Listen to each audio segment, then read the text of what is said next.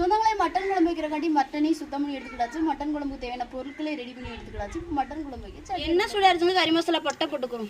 வெட்டி வெங்காயத்தையும் சேர்த்துக்குவோம். பச்சை மிளகா சேர்த்துக்குவோம்.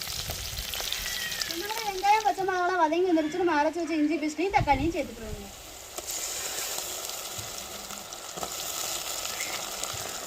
வெங்காயம் பச்சை மிளகாய் இஞ்சி பேஸ்ட் தக்காளிலாம் வதங்கி வந்துருச்சு. நம்ம மசாலா சேர்த்துக்கிறோம். மஞ்சத்தூள் சேர்த்துக்கிறோங்க.